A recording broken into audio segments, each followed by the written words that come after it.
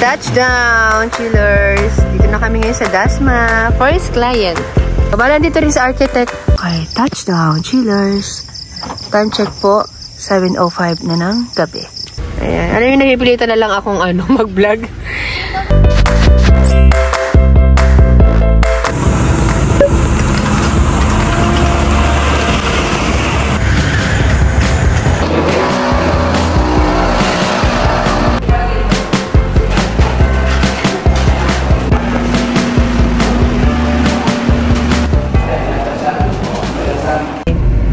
Iniwanan ko na muna sila habi ngayon.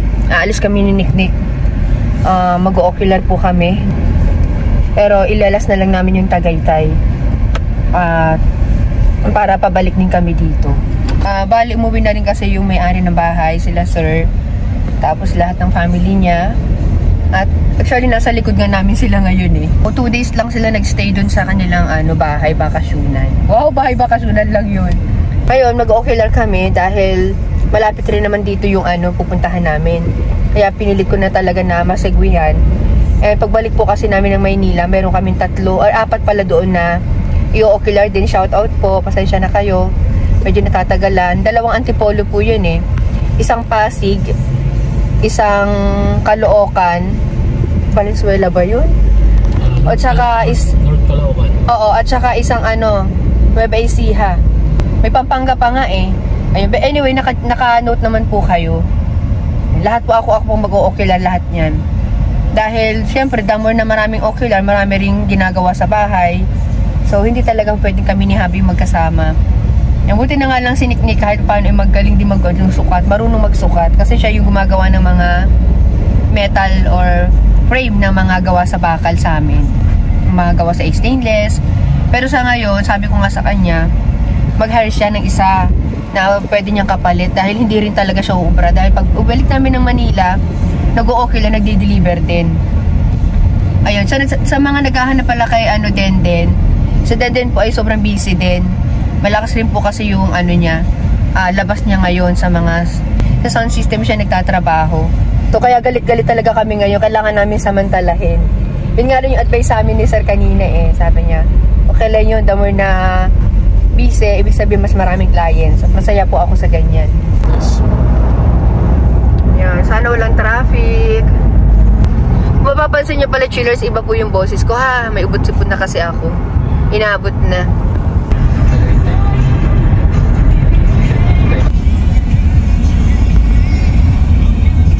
Touchdown, chillers. Dito na kami ngayon sa Dasma. First client. Yan. Yan ang oras.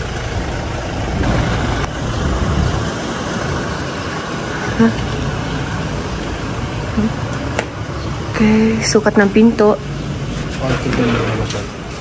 Okay. Good afternoon po. Good afternoon, good morning pa lang pala. Ayan, sorry, hindi pa tapos yung bahay. Ayan. Palikan ko kayo, chillers ha. Tawagan ko muna si sir kung ano yung papagawa nila dito sa kanilang bahay. Okay, so ongoing yung bahay nila, sir. Ayan. At katatapos lang namin magsukat. Ayan. Bale, dito, sofa. Ipapagawa nila dito. Tapos curtain, blinds, halo-halo po yan. Tapos, high chair. 2 lang yung sabi ko dito, pero sabi ni sir, gawin nila daw 3. Para if ever, ilalagay na lang niya kung saan part ng bahay. Tapos, 6-seater sa dining set. And then, curtain. Nagsukat ba tayo dito? Paano tayo nagsukat dito? Okay, so ayan. Nagsukat ulit kami dito. Para sa curtain. Ayan. Tapos, dito naman sa 2nd floor. Ayan. Ito, pinasukatan ko na lang din to kay Niknik. I-free ko na lang to if ever na magkatuluyan kami ni sir. Wow. Tapos, simula doon hanggang dito. Ika-curtain natin yan. Kaya tayo dito sa 2nd floor. Ayan. So, lahat ng mga rooms dito ilalagyan namin ng bed frame. 1 set with mattress. Pati ito, pinasukatan na rin yan ni sir para sa curtain. Ayan. At dito sa kabilang room. Ayan.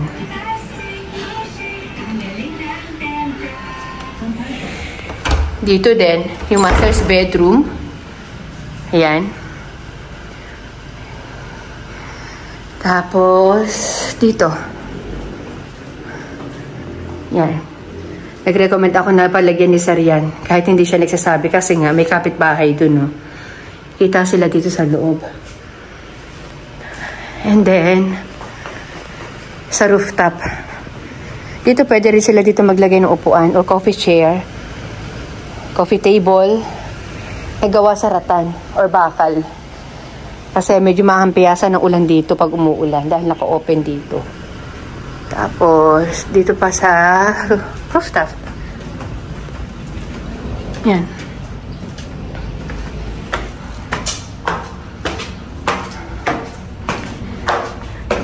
Yan, blinds dito. Yan. Ito yung laundry area nila. Tapos dito, curtain din. Ay, blinds dito, blinds. Yan. Hinihingal ako. And then, pwede pa pala dito, pinakang duluduluhan ng mundo. Ano na? Pwede pa pala doon. Pero hindi na kami pumunta dyan. Eto, nagsukat kami dito. Sa loob, hindi na ako papasok kasi nakasarado na. Blinds. Blinds. Blinds. So, yan. And next destination naman natin ay client number 2. So, merienda tayo. Merienda. Okay, next destination naman tayo. And thank you nga pula po kay sir. Nagbigay po siya ng 500 pesos para pang lunch. Salamat! Andito kami sa Buena Vista Hills Subdivision.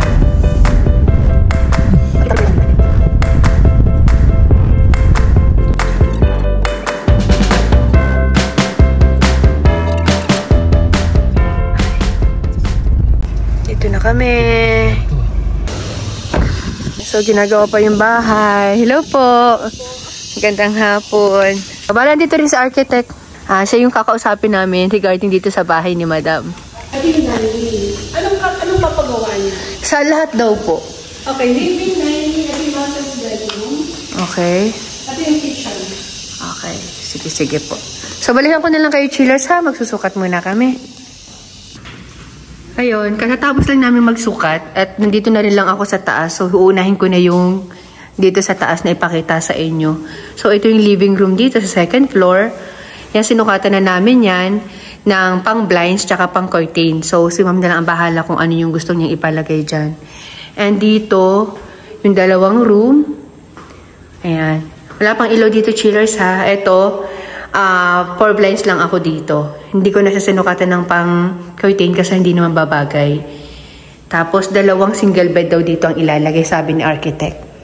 Bali, umalis na rin sa architect kasi marami rin po siyang pang inaasikaso. Tapos, ito naman yung isa pang room. Queen size naman daw dito. So, blinds lang din ako dito at saka dyan. So, may mga maliliit. Dahil senior na yan si Madam, free na lang namin yung mga ganito. Yan, mga small na yan. Bali, nasa 3 yata yun o 2. Ayun. Tapos, ito, curtain po ako dito. Yan. Curtain. And dito, blinds lang ako dito. Blinds. Para malinis lang siya. Anyway, kung gusto rin naman ni Madam na mag-curtain dito, pwede rin naman. Pero, medyo naliliitan po kasi ako dito sa part na to. Kaya, okay na sa akin dito ang blinds. At ito naman yung kanilang terrace. Ayan, si Nick, hinihintay ako. So, tara na, Nick. Ba na tayo? Ayan. Meron pa po kasi kami isa pa na i-okila, Tagaytay din. Ayan. Ang pagpasok lang ng sofa ay malamang doon natin idadaan. Ano? Oo, kasi maliit po dito. Konting-konti na lang to. Tinanong ko sa architect kanina, ang turnover daw nitong bahay ay mga by July, katapusan. Yun. So, sana makapagpa-line up kaagad si ma'am dahil kung kailangan niya ng July ito, July or August namin ma-i-deliver. Ayan. So, ito. Dito naman, curtain din po ako dito. Tapos, ito, dalawang sukat yung ginawa namin dito. Kasi pwede daw na pa L-type na doon nakaharap yung TV or dito naman nakaharap yung TV. So, magpa-final ano pa kami dito, ocular tingin ko, bago namin to gawin. Sa mga design naman po, marami na rin ako na-imagine na design dito. And yung kulay nung curtain nila. Ayun. Tapos, dito maglalagay daw dito ng island. Ayan. So, hindi na muna ako nag-ano dito, nagsukat para sa high chairs o kung ano man. Saka na lang pagbalik na lang namin dahil palagi naman kami nandito halos sa Tagaytay at Cavite. Batangas, Laguna. Ayun, yung sinukatan din namin yan, yung bintana sa kitchen and itong master's bedroom. Ayan. Yan, curtain. Ang sukat namin dito ay curtain tsaka blinds. Yan. Pero sa akin, siguro, blinds okay na sa akin dito kasi parang too much na kapag kinurtain natin to ng magkasalubong. Parang liliit yung room. Para lang sa akin. At least yung dito sa living room, yan yung ma-curtain namin. And then, walang ano dito pa. Wala pang ilaw. Ito naman yung walk-in closet. At may bathtub dito. Yan. So, ito pa is sa mga free na blinds. Ayan. So, let's go na chillers and time check. Magsi-6 na ng hapon. Meron pa kaming isa. Sila Habi, andun pa din. Gumagawa pa rin sila at mag-OT kami ngayon. Mga hanggang alauna daw kami na madaling araw magtatrabaho. Yan. At mananahi pa po ako pagdating doon sa kabilang site. Yan. So, ako na lang halos din ang pinagdi-decide ni Madam dyan sa bahay niya. Dahil senior na nga po siya. So, yan. Tutulungan ko talaga sila kung ano yung magiging magandang outcome dyan. Pero para sa akin, super light lang ang gagamitin natin dyan. At hanggat maaari wala ng combination para maaliwalas po yung bahay. 6:40 na ng hapon. Ayun. At hihintay na lang namin dito yung pamangkin ni Madam. Susunduin na lang daw kami dito sa Kobe Cafe. Ayan o, coffee. Parang ang sarap magkape dyan mamaya after namin mag-ocular. Pinatay na namin yung aircon kasi maginaw dito ngayon. Convoy kami ng sir. Thank you. Ang ganda sana kung araw pa. Nakikita nyo yung ganda ng view dito. Yung mga taan nila dito. Feeling ko nasa na ako.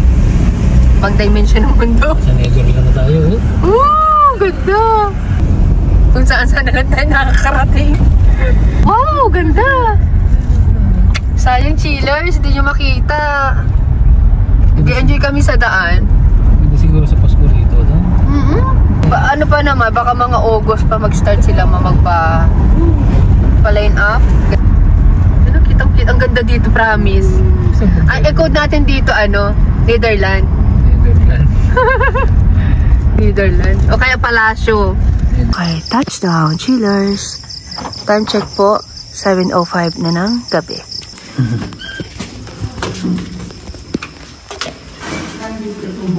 Ang ganda naman ang view sa inyo. Yung papunta? Good evening, sir.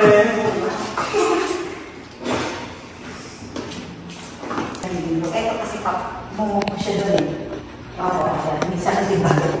Tapos ito, so, ayan, chillers, kasi tapos namin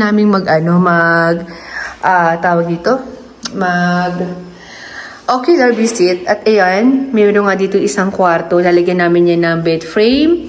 Tapos, dito, i-upgrade namin dito. May mga furnitures po dito na hindi naman kailangan palitan. Ililipat lang. Katulad itong set na to, ililipat namin doon. Tapos, maglalagay po kami dito ng bagong sofa. Ayan. And then, eto, lahat po yung lalagyan namin ng curtain, kaya lang po, meron pong speaker na ilalagay kami dito.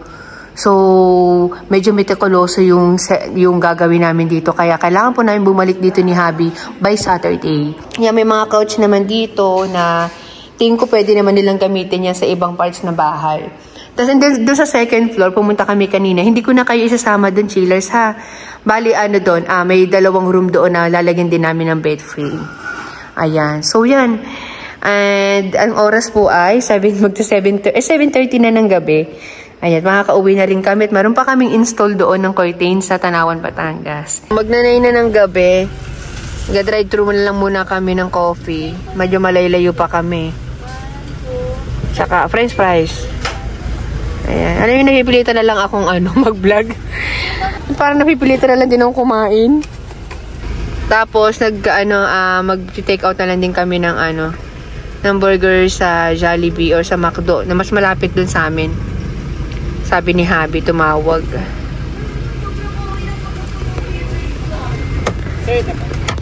Midnight snack.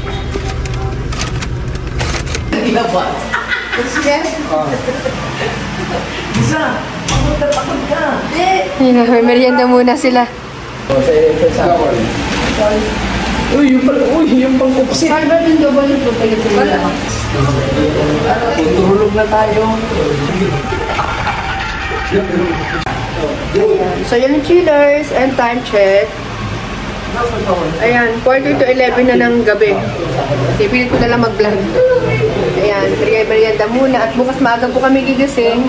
Pipilitin na namin matapos bukas. Kahit madaling araw po kami matapos. Kasi kailangan po kami ng 28 doon sa Manila. Para sa ibang set naman po. Thank you for watching and see you on our next vlog. Bye!